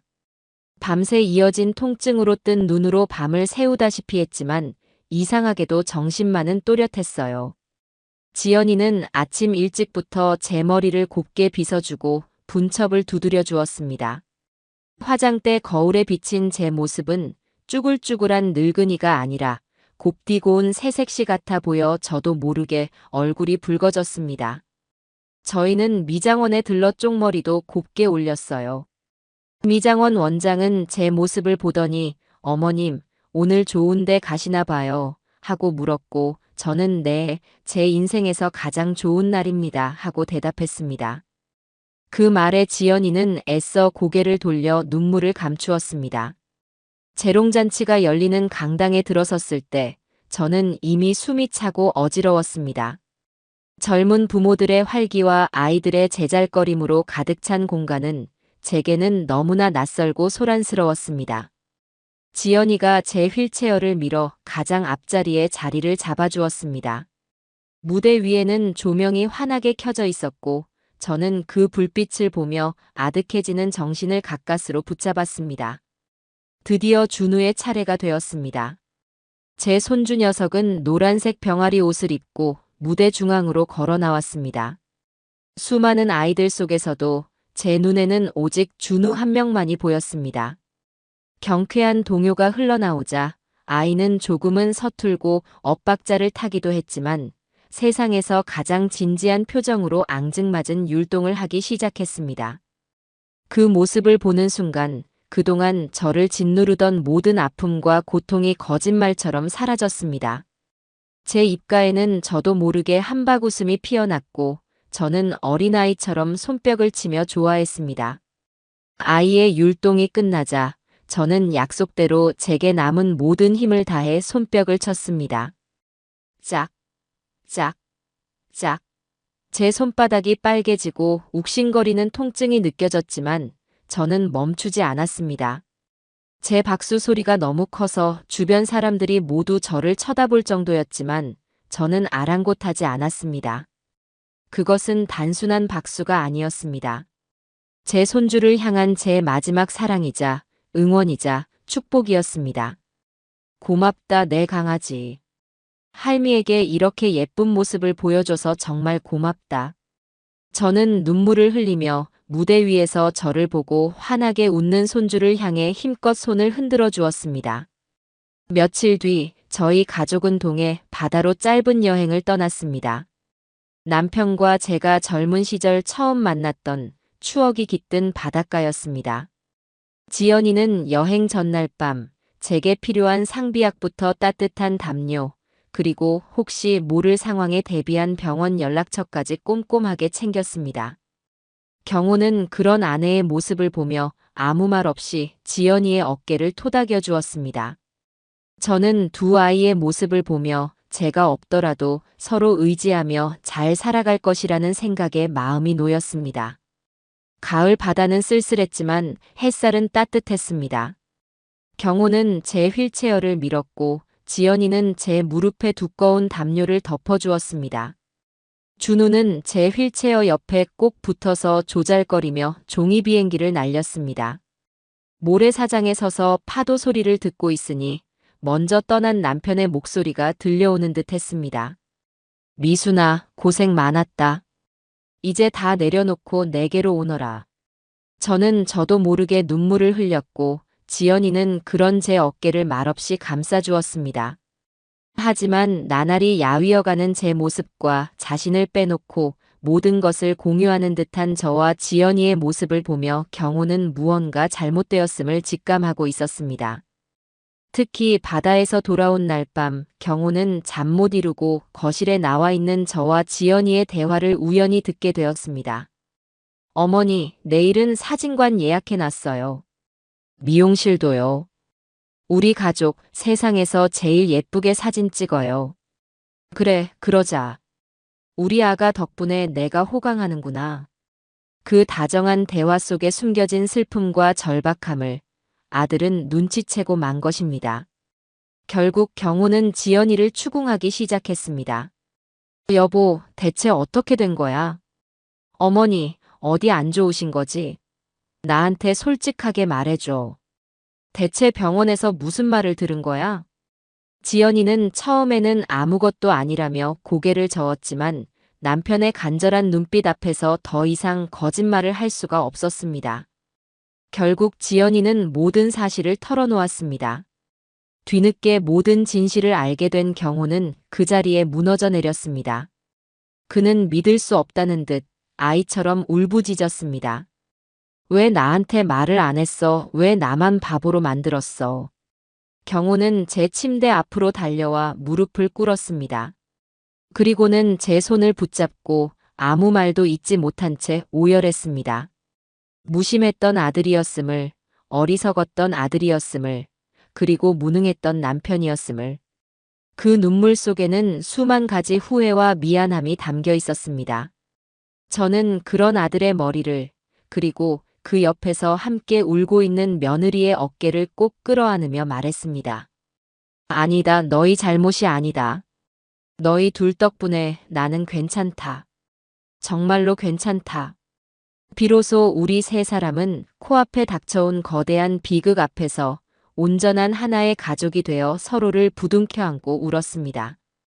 그날 밤 저희 집에는 아주 오랫동안 꺼져 있던 거실등이 환하게 켜져 있었습니다. 진실을 마주한 후 우리 가족에게 남은 시간은 이전과는 전혀 다른 밀도로 흘러가기 시작했습니다. 하루하루가 마지막인 것처럼 소중했고 함께하는 모든 순간이 애틋했습니다. 제 병세는 하루가 다르게 깊어졌고 결국 저는 다시 병원에 입원하게 되었습니다. 집을 떠나 구급차에 오르던 날 저는 뒤를 돌아 우리 가족의 모습이 담긴 새로 찍은 액자를 한참이나 바라보았습니다. 제가 없더라도 저 사진 속의 웃음은 영원히 저곳에 남을 것이라 생각하니 마음이 놓였습니다. 이번 입원은 외롭지 않았습니다. 제 곁에는 이제 든든한 아들과 딸이 있었으니까요. 병실은 더 이상 차갑고 낯선 공간이 아니었습니다. 그곳은 우리의 마지막 집이 되었습니다. 준우는 매일같이 유치원에서 그려온 그림들을 가져와 하얀 벽지를 알록달록하게 도배했습니다. 삐뚤빼뚤한 글씨로 할머니 사랑해요 라고 쓴 그림을 제 머리맡 가장 잘 보이는 곳에 붙여놓고는 제게 뽀뽀를 하고 돌아갔습니다. 경호는 회사 일을 마치면 곧장 달려와 제게 책을 읽어주거나 옛날 이야기를 들려주었습니다. 제가 좋아하던 옛 시인의 시집을 가져와 나지막한 목소리로 시를 읽어줄 때면 저는 잠시나마 제 고통을 잊을 수 있었습니다. 지연이는 작은 병실 부엌에서 제가 좋아하던 음식들을 만들어냈습니다. 비록 제가 몇 숟갈 넘기지 못하고 수저를 내려놓아도 며느리는 실망한 기색 없이 제 등을 쓸어주며 내일은 더 맛있는 거 해드릴게요. 어머니 하고 웃어 보였습니다. 저희는 그 작은 병실 안에서 함께 웃고 함께 울고 함께 기도하며 제게 주어진 마지막 시간들을 한 땀 한 땀 채워나갔습니다. 어느 날 밤 잠 못 이루는 저를 위해 지연이가 제 손을 잡고 조용히 자신의 어머니 이야기를 다시 꺼냈습니다. 어머니, 저희 엄마는요, 마지막에 너무 아파하셨어요. 제가 해드릴 수 있는 게 아무것도 없어서 그냥 엄마 손을 잡고 우는 것밖에는 할 수가 없었어요. 그때 제가 너무 어리고 철이 없어서 엄마한테 사랑한다는 말 한마디를 제대로 못 해드린 게 아직도 한으로 남아요. 저는 그런 며느리의 손을 마주 잡으며 말해주었습니다. 아니다, 아가. 말로 하지 않아도 너의 어머니는 다 알고 계셨을 게다. 자식의 마음을 모르는 어미는 세상에 없단다. 너는 아주 좋은 딸이었어. 저희는 그렇게 서로의 상처를 보듬어주며 죽음이라는 거대한 벽 앞에서 서로에게 가장 큰 위로가 되어 주었습니다. 시간은 속절없이 흘러 이제는 제가 눈을 뜨고 있는 시간보다 감고 있는 시간이 더 길어졌습니다. 제게 남은 시간이 정말 얼마 남지 않았음을 저는 제 자신을 통해 직감할 수 있었습니다. 지연이가 애써 이뤄준 소원 목록의 마지막은 빈칸으로 남아 있었어요. 시간은 속절없이 흘러 이제는 제가 눈을 뜨고 있는 시간보다 감고 있는 시간이 더 길어졌습니다. 의식은 얕은 물가처럼 희미하게 깜빡였고 제 삶의 모든 기억들은 안개처럼 피어올랐다 흩어지기를 반복했습니다. 제게 남은 시간이 정말 얼마 남지 않았음을 저는 제 자신을 통해 직감할 수 있었습니다. 지연이가 애써 이뤄준 소원 목록의 마지막은 빈칸으로 남아 있었어요. 저는 어느 날 오후 잠시 정신이 맑아졌을 때 제 곁을 지키고 있던 지연이의 손을 힘겹게 잡았습니다. 며느리의 손은 그동안의 맘고생으로 저보다 더 야위고 거칠어져 있었습니다. 저는 그 손을 가만히 쓸어주며 제게 남은 마지막 숨을 끌어모아 말했습니다. 아가. 네, 어머니. 말씀하세요. 다른 건 이제 다 괜찮으니 너가 끓여주는 된장찌개가 딱 한 숟갈만 먹고 싶구나. 그 말에 그동안 제 앞에서 단 한 번도 약한 모습을 보이지 않으려 애썼던 지연이는 결국 소리 없이 눈물만 뚝뚝 흘렸습니다. 며느리의 뜨거운 눈물이 제 손등 위로 떨어졌습니다. 그 눈물에는 지난 모든 시간의 아픔과 회한, 그리고 이제는 너무나 깊어진 사랑이 모두 담겨 있는 듯 했습니다. 하지만 지연이는 이내 고개를 끄덕이고는 제 손을 꼭 잡으며 젖은 목소리로, 하지만 세상에서 가장 씩씩한 목소리로 말했습니다.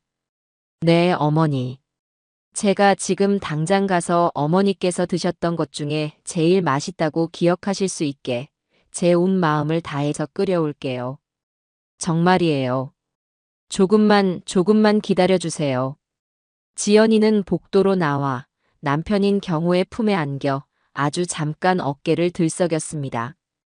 경호는 그런 아내의 등을 묵묵히 쓸어주었습니다. 그것은 마지막을 준비하는 사람들만이 나눌 수 있는 소리 없는 위로였습니다. 잠시 후 지연이는 다시금 굳은 표정으로 병원 한쪽에 마련된 작은 공동 부엌으로 향했습니다. 그곳에서 며느리는 마치 성스러운 의식을 치르듯 정성껏 찌개를 끓이기 시작했습니다. 멸치와 다시마로 밑국물을 내고 가장 좋은 부위의 두부를 네모 반듯하게 썰고 애호박과 감자를 정갈하게 다듬었습니다. 그리고 마지막으로 시어머니인 제가 평생을 두고 짜다, 싱겁다, 타박했던 바로 그 된장을 풀었습니다. 이제는 눈을 감고도 제 입맛에 꼭 맞는 간을 맞출 수 있게 된 며느리는 찌개를 끓이는 내내 소리 없이 눈물을 흘렸습니다. 이것이 어쩌면 어머니께 드리는 마지막 음식일지도 모른다는 생각에 냄비 속으로 떨어지는 것이 눈물인지 땀인지 분간할 수 없었습니다. 잠시 후 며느리는 작은 냄비에 갓 끓인 된장찌개를 들고 병실로 돌아왔습니다. 짜지도 싱겁지도 않은 구수한 냄새가 소독약 냄새만 가득하던 병실을 집의 향기로 가득 채웠습니다. 그 냄새에 이끌려 경호와 준우까지 온 가족이 제 침대 곁에 둘러앉아 마지막 식사를 함께 했습니다. 경호가 제 등을 받쳐 위태로운 몸을 일으켜 주었고 지연이는 정성스럽게 찌개를 떠서 후후 불어 식힌 뒤 제 입가로 가져왔습니다. 저는 제게 남은 마지막 힘을 다해 숟가락을 받아 찌개 한 술을 맛보았습니다. 찌개가 혀에 닿는 순간 제 입 안에서는 단순한 맛이 아닌 하나의 세상이 펼쳐졌습니다. 구수한 된장의 맛, 달큼한 애호박의 맛, 그리고 그 모든 것을 감싸 안는 따뜻한 국물의 온기. 그것은 음식의 맛이 아니라 바로 제 며느리, 제 딸의 마음의 맛이었습니다. 저를 향한 원망과 미움, 그리고 그보다 더 깊었던 사랑과 연민, 그 모든 세월의 맛이 그 한 숟가락에 전부 녹아 있었습니다. 저는 천천히 찌개를 삼키고 저를 애처롭게 바라보고 있는 지연이를 보며 희미하게 웃어 보였습니다. 맛있다, 정말 맛있다. 이제껏 내가 먹어본 그 어떤 음식보다 이게 최고구나. 고맙다, 참 고맙다, 내 딸아. 그것은 제 생애 가장 따뜻하고 완벽한 식사였습니다. 그리고 저는 지금 호스피스 병동에 누워 있습니다. 창밖으로는 코스모스가 바람에 흔들리고 하늘은 더없이 높아 가을이 깊어졌음을 알려주네요. 의사 선생님 말씀으로는 제게 남은 시간이 길지 않다고 합니다. 사실 며칠 전만 해도 이렇게까지 빨리 제 마지막이 다가올 줄은 몰랐습니다. 진통제 때문인지 아니면 모든 것을 내려놓았기 때문인지 몸의 고통은 희미해져 가는데 정신은 오히려 맑아지는 기분입니다. 어쩌면 제 삶이 마지막으로 제게 주는 선물일지도 모르겠어요. 지난 날들을 차분히 돌아볼 수 있는 시간을 말입니다.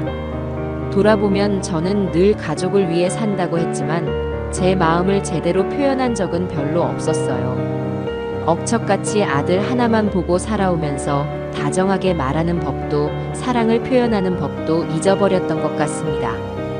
늘 제 마음속에는 사랑이 가득했는데 입 밖으로 나오는 말들은 왜 그리 모질고 날카로웠을까요?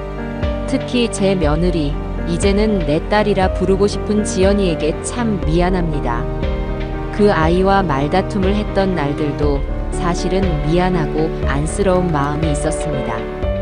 홀로 끙끙 앓으며 제 어머니를 떠나보냈던 그 아이의 아픔을 헤아리지 못하고 그저 제 외로움과 서러움만을 앞세웠지요. 국이 짜다 싱겁다 타박했던 것도 사실은 나 여기 있다, 나 좀 봐달라 하는 어리광이었는데 말입니다. 괜한 고집을 앞세우고 마음에 없는 말들을 내뱉었던 게 지금은 가장 큰 후회로 남습니다. 그래도 마지막 가는 길에 그 아이의 진심을 알게 되고 저 역시 내 딸이라 한번 불러볼 수 있었으니 저는 참 복이 많은 사람입니다. 내 아들 경호야. 이 어미의 목소리가 들리니? 엄마는 너가 태어나던 그 순간을 아직도 생생하게 기억한단다. 핏덩이 같던 너가 내 품에 안겨 응애하고 울던 그 순간 엄마는 세상을 다 가진 듯 행복했어.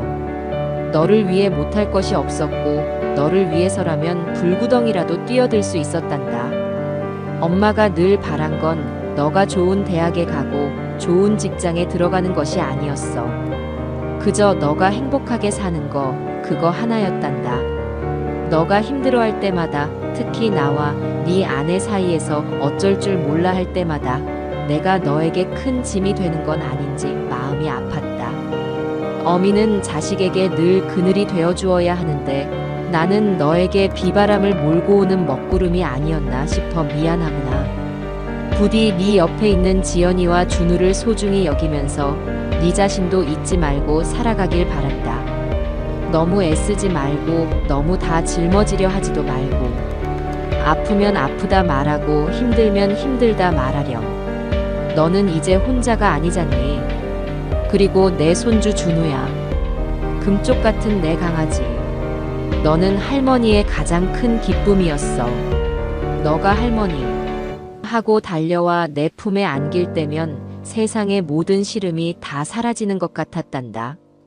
너의 작은 손을 잡고 동네를 산책하던 일, 무릎에 너를 앉히고 옛날 이야기를 들려주던 밤, 너가 서툰 솜씨로 그려준 쭈글쭈글한 할머니 얼굴.